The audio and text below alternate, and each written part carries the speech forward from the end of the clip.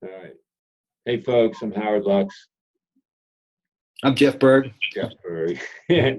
We're two orthopedists with too much experience between us. We're trying to answer a lot of questions that you guys pose to us.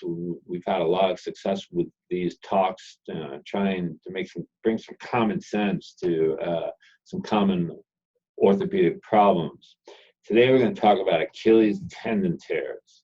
So, the most common scenario or picture of a tendon tear that you see is what? Is it the same thing I do? I'm sure it's a person is playing basketball or doing some kind of explosive running or jumping, and boom, feels a pop.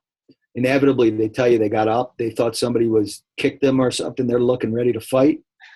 Nobody there, just a bunch of people looking at them. And they come in your office, or a lot of them go to the emergency room and then come into your office. And by that time, most people know what's going on. They're usually 20 to 35 years of age, men and women, probably more men than women. Yep.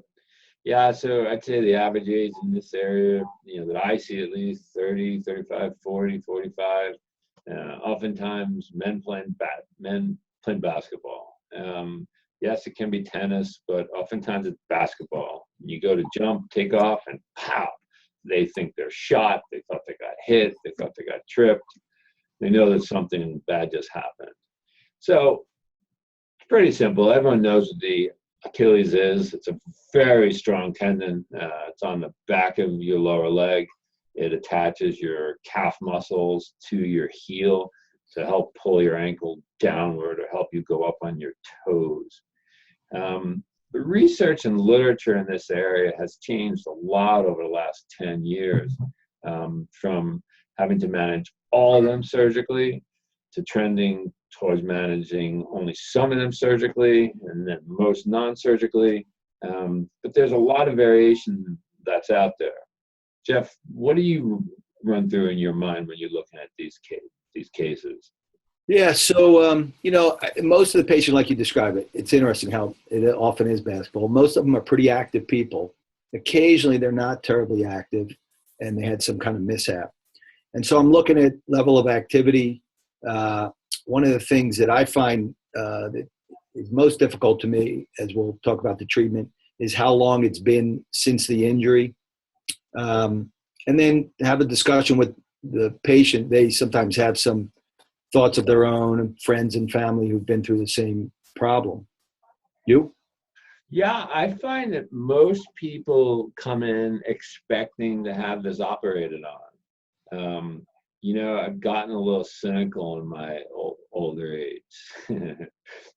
And it's very easy to explain to someone, hey, you tore your Achilles tendon, of course you need surgery. But the literature doesn't bear that out. The research shows that, in my experience, at least I'm comfortable with this, not operating on most of these tendons leads to healing, and a return to very active sports with no risk of infection, etc. Yeah, I mean, the newer literature clearly shows that in most cases that non-operative treatment can heal. The problem that I've had is that I usually see these patients about 7 to 10 days after the injury. And they've often been walking on this, or they went to the emergency room, they've been splinted with their foot up. And I worry that between the tendons, there's now blood and thickened blood that is going to prevent the two ends from opposing each other if I position them. And it's concerned me. I know that it was a recent article that just came out where they looked at these, and they used patients who presented to their office the doctors did within 48 hours. And that makes a little more sense, but that's the rare patient for me. So I've talked to the patients about conservative treatment, but I wouldn't say I've been pushing it because I've been a little concerned, but I guess your experience has been different.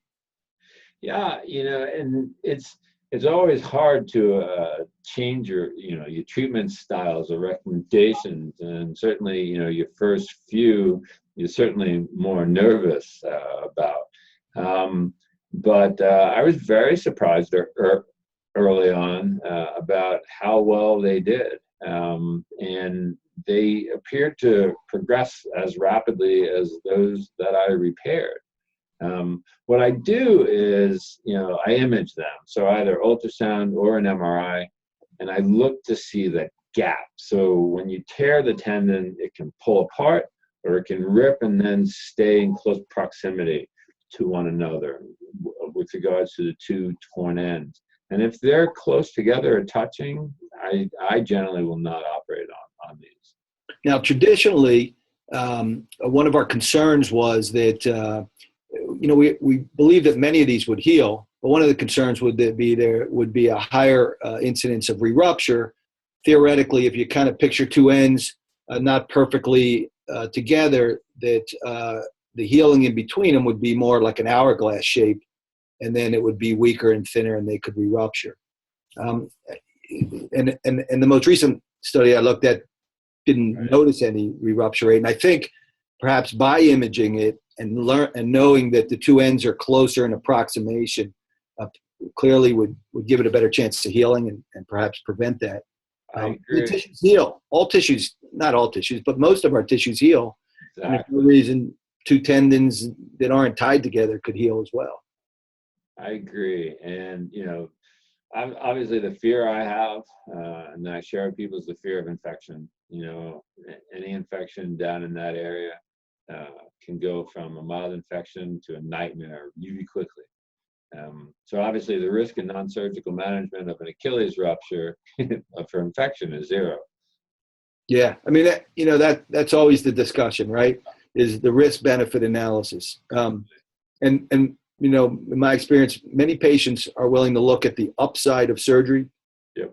But what most patients, for one reason or another, want to avoid is the potential for downside. Yep. And there is always risk.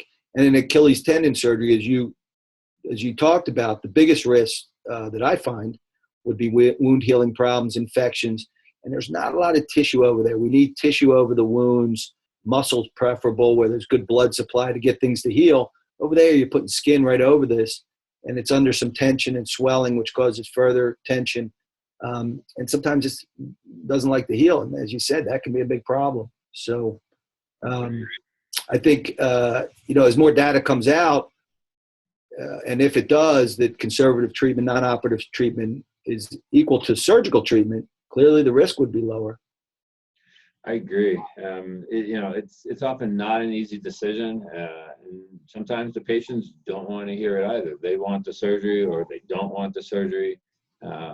As long as we use facts in order to pose the options that we offer you, and you make an informed decision, so be it. That is much of medicine these days.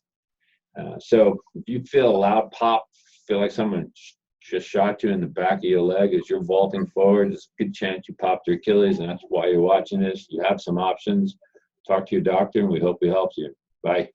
You have a great day.